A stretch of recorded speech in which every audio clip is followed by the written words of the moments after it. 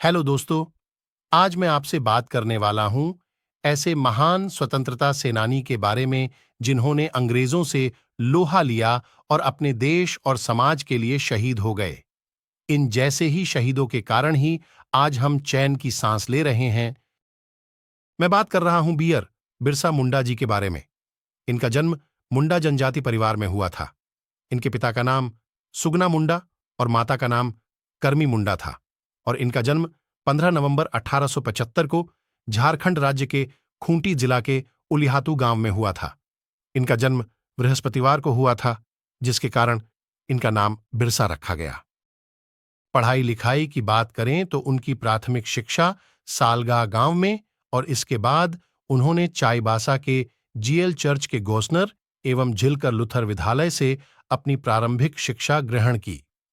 बिरसा मुंडा ने बहुत कम उम्र में ही अंग्रेजों के विरोध अपनी आवाज बुलंद की और अंग्रेजों के खिलाफ विद्रोह का विगुल बजा दी।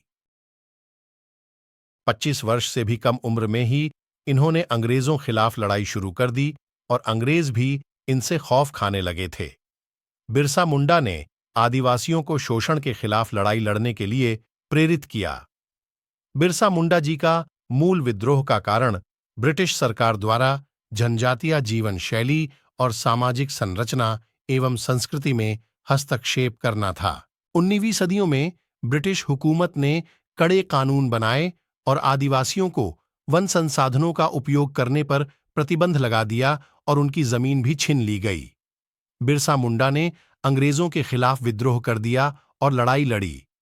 बिरसा मुंडा एक महान आदिवासी नेता थे जिन्होंने अंग्रेजों और जमींदारों के खिलाफ स्वदेशी लोगों के अधिकार और सुरक्षा के लिए लड़ाई लड़ी।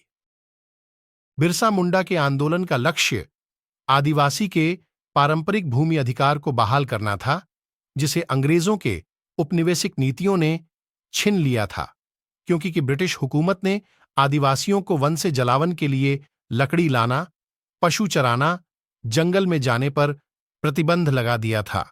बिरसा मुंडा आदिवासियों में सुधार लाना चाहते थे। उन्होंने अपने सामुदाय से शराब पीने छोड़ने और अपने अपने घर, गांव को साफ रखने और जादू टोना, झाड़ फूंक एवं अंधविश्वास को त्याग करने की बात कही। 1997 ईस्वी से लेकर 1900 ईस्वी तक मुंडाओं और अंग्रेजों के बीच लड़ाई चलती रही। बिरसा मुंडा और उनकी सेनाओं ने अंग्रेजों के नाक में दम कर रखा था। 1876 ईस्वी में बिरसा और उनके 400 सिपाहियों ने तीर कमान के साथ खूंटी थाने पर धावा बोल दिया था और इसके पश्चात 1898 ईस्वी में तांगा नदी के किनारे इनकी भिड़ंत अंग्रेजी सेना से हुई और अंग्रेजी सेना हार गई। लेकिन इसके पश्चात उस इलाके से बहुत से लोगों को गिरफ्तार कर लिया गया और उनमें बहुत से आदिवासी नेताओं को भी गिरफ्तार कर लिया गया। इसके बाद 9 जनवरी 1900 ईस्वी को डोंबरी पहाड़ पर बिरसा सेना और अंग्रेज सेना के साथ मुठभेड़ हुई।